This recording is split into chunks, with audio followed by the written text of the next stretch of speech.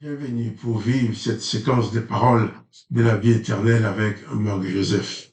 Aujourd'hui, nous sommes le 19 mai 2025 et je suis là encore pour te rappeler que ce jour est aussi un jour de grâce que Dieu, le Père, te donne à vivre. Un jour de grâce avec la présence de Jésus-Christ dans ta vie. Et j'aime bien appuyer sur le fait que si Jésus-Christ est présent dans ta vie, chaque jour, chaque instant pour toi est un instant de grâce. Parce que Jésus-Christ est le promoteur de la grâce. Jésus-Christ n'est pas l'accusateur. Jésus-Christ n'est pas le condamnateur. Jésus-Christ n'est pas celui qui va te livrer à Satan, comme le cas a été pour Jean. Jésus-Christ n'est pas celui qui va permettre aux mauvais esprits de t'attaquer, qui va les envoyer vers toi. C'est un régime complètement différent que ce que les gens ont connu. Jésus-Christ vient pour apporter aux humains les paroles de la vie éternelle. Car ce qui a été établi à l'avance, c'est que les humains n'avaient pas accès à la vie éternelle. Car l'Éternel des armées a bien dit, empêchons-les de vivre éternellement. Mais Jésus-Christ dit, celui qui croit en moi vivra éternellement. Jésus-Christ, c'est le Dieu de la grâce. Jésus-Christ n'est pas venu pour perpétuer toutes les malédictions et les condamnations que l'Éternel des armées avait mises sur l'humanité. Jésus-Christ est venu pour pour ouvrir aux humains la porte de la grâce, la porte de la vie éternelle, la porte de cette résurrection, quand Jésus-Christ dit, je le ressusciterai. Tandis que l'Éternel des armées a dit, j'exterminerai l'homme. Jésus-Christ dit, je le ressusciterai. Donc, Jésus-Christ est venu faire exactement le contraire de ce qui a été établi. C'est d'ailleurs pour ça qu'on l'a assassiné, que les serviteurs de l'Éternel ont menti à Pilate pour l'obliger à condamner Jésus. Et Pilate était à un certain niveau honnête dans son comportement en disant, je ne trouve rien en lui qui mérite la mort. Il n'est coupable en rien. Et néanmoins, Pilate l'a quand même livré pour être crucifié, torturé jusqu'à la mort. Mais Jésus-Christ dit en mourant, Père, pardonne-leur. Pourquoi? Parce que Jésus-Christ, c'est le promoteur de la grâce. Jésus-Christ ne pouvait en aucun cas prononcer une parole de malédiction contre ceux qui l'ont condamné, ceux qui ont obtenu sa condamnation, ces sacrificateurs, ces scribes, ces pharisiens, tous ces religieux juifs qui ont obtenu depuis la mise à mort de Jésus. Jésus ne pouvait en aucun cas les condamner, puisque Jésus-Christ n'est pas un condamnateur. Et jusqu'à l'extrême, on est en train de le torturer, de le tuer. Tout ce qu'il a trouvé à dire, c'est Père, pardonne-leur, car ils ne savent ce qu'ils font. Donc Jésus-Christ, dans ta vie aussi, est celui qui accorde le pardon. Jésus-Christ est celui qui, venant dans ta vie, ne va pas passer son temps à te reprocher tes péchés, à te condamner, à te juger. Viens dans ta vie. Il va dire aussi, Père, pardonne-lui. Jésus-Christ t'accorde le pardon. Si même tu as commis une erreur, n'hésite pas après les erreurs, après ton erreur, n'hésite pas de t'approcher de Jésus-Christ. Sinon, parce que tu as commis une faute, tu risques de te dire, ah bon, je n'ose pas prier parce que vu ce que je viens de faire, Dieu ne va pas entendre ma prière. Non, si tu pries au nom de Jésus-Christ, même si tu viens de pécher, demande pardon à Dieu le Père dans le nom de Jésus-Christ et adresse ta prière.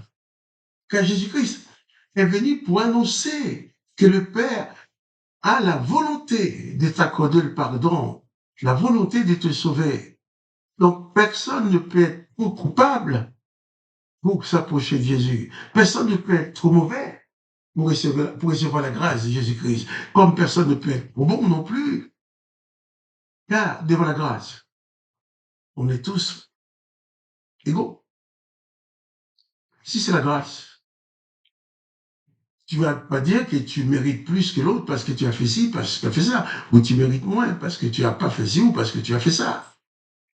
La grâce, c'est la dimension de l'amour du Dieu le Père au travers de Jésus-Christ qui se manifeste en faveur de l'humanité.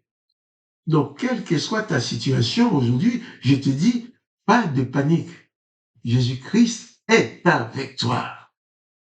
La grâce de Jésus-Christ est dans ta vie. Si tu ne l'as pas encore fait, invite le Seigneur Jésus-Christ à venir habiter ta vie. Invite le Seigneur Jésus-Christ à venir s'installer en toi. Alors, chaque instant sera pour toi un instant de grâce. Chaque jour sera pour toi un jour de grâce. Et ta vie se déroulera sous la bannière de la grâce de Jésus-Christ. Jésus-Christ, Jésus n'est pas un condamnateur. Jésus-Christ n'est pas un accusateur. Mais il vient tout simplement vers les humains en toute simplicité pour leur annoncer les paroles de la vie éternelle, pour leur annoncer l'amour du Père, l'amour du Père. Là, Jésus-Christ va dire que Dieu le Père a tellement aimé le monde qu'il a donné son Fils unique afin que quiconque croit en lui ne périsse point, mais qu'il ait la vie éternelle. Tu as la possibilité de croire en Jésus-Christ. Tu as la possibilité d'accéder à la vie éternelle. Tu as la possibilité d'être sauvé. Si toi, tu ouvres ton cœur à Jésus-Christ, personne ne peut t'empêcher d'être sauvé. Car le sauveur s'appelle Jésus-Christ. Le sauveur, ce n'est pas Pierre, Paul, Jacques, André, ton copain, ton voisin, ton frère, ton collègue de travail, qui va se souvenir de toutes les mauvaises choses que tu as pu faire, de toutes les peines que tu as pu leur apporter, Jésus-Christ n'est pas parmi ces gens-là qui vont te condamner. Jésus-Christ est le sauveur. Sa seule mission sur la terre, c'est de sauver l'humanité, d'accorder le salut à tous ceux qui s'approchent de lui. Dieu a tant aimé le monde, a tellement aimé. Dieu t'a tellement aimé. Il a envoyé Jésus-Christ sur la terre pour toi. Reçois donc Jésus-Christ dans ta vie et bannis la panique, bannis le découragement, bannis toute forme de crainte, toute forme de dépression, de déprime. Sois en paix en recevant Jésus-Christ dans ta vie. En recevant Jésus-Christ comme sauveur et maître, eh bien, tu reçois la paix de Dieu. Jésus-Christ dit, je te donne la paix, je te laisse ma paix. Il dit même, je ne te la donne pas comme le monde donne. Alors, que ton cœur ne se trouble et ne s'alarme point. Installe-toi tout simplement dans cette paix qui découle de la grâce de Dieu le Père. Je vais quand même lire un verset dans l'évangile de Matthieu, chapitre 8, au verset 18. On va lire verset 18 déjà, et quelques autres versets. Jésus, voyant une grande foule autour de lui, donna l'ordre de passer sur l'autre bord. Jésus donne l'ordre de passer sur l'autre bord. La foule était là, mais il donne l'ordre de passer sur l'autre bord, de l'autre côté du lac, de l'autre côté de l'eau. Donc, ils vont devoir traverser la mer. Juste avant, Jésus venait de guérir de la belle-mère de Pierre. Jésus venait de guérir plusieurs démoniaques.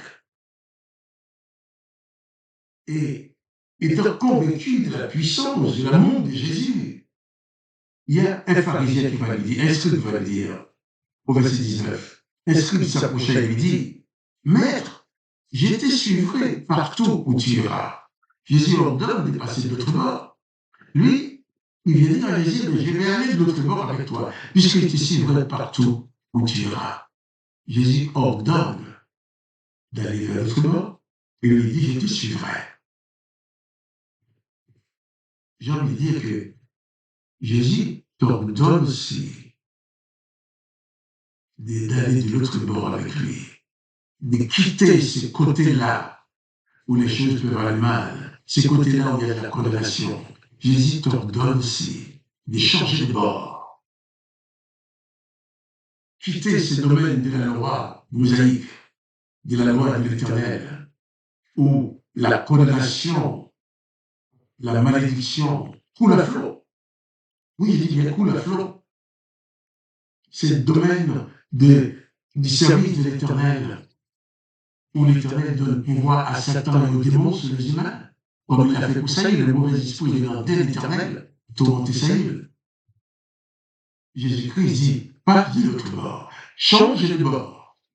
Car autant que tu passes ton temps à évoquer le nom de l'Éternel, à prononcer malédiction et bénédiction dans le nom de l'Éternel sur les gens, ou à maudire, à proclamer la vengeance, à exercer la vengeance, tu tournes sur le bord de la condamnation, le bord de la loi de l'Éternel qui dit œil pour œil, dent pour dent. Il faut changer de bord. Il faut quitter ce domaine-là où la vengeance est loi, où la malédiction, où les démons qui ont le pouvoir sur les humains, parce que l'Éternel leur donne ces pouvoirs-là. Change de bord pour aller du bord de Jésus, du côté de Jésus, là où les démons n'ont plus aucun pouvoir sur toi. Là, tu pourras dire, maintenant, je suis changé de bord, je suis du côté de Jésus, il n'y a donc maintenant aucune malédiction, aucune condamnation pour moi. Comme a dit l'apôtre Paul, dans la lettre aux Romains, chapitre 8, il n'y a donc maintenant aucune condamnation pour ceux qui sont en Jésus-Christ. Je t'invite à changer de bord, afin qu'il n'y ait plus de condamnation pour toi. Jésus ordonne d'aller vers l'autre bord. Demain, Dieu voulant, nous reviendrons encore sur ce texte. Mais pour l'instant, je t'invite, changer de bord. Abandonne le bord, le côté de la malédiction, le côté de la condamnation, le côté de la mort éternelle, pour accéder au côté de la vie éternelle, au côté du pardon, de la grâce, avec Jésus. Jésus t'ordonne de changer de bord.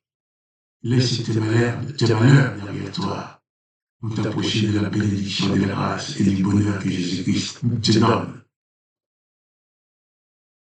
Que le nom de Jésus-Christ soit glorifié, que toi tu sois glorifié. Notamment, Joseph, je te dis, pas de panique. Tu peux changer de bord en laissant tes malédictions derrière toi, en laissant toutes les puissances démoniaques qui te tourmentent, en les laissant derrière toi. Tu changes de bord, change de zone. Abandonne la zone de la malédiction, de la loi et de la vengeance pour intégrer la zone de bénédiction, de la grâce et de la paix au travers de Jésus-Christ. Pas de panique. Jésus-Christ est avec toi. Et aussi à demain pour les paroles de la vie éternelle.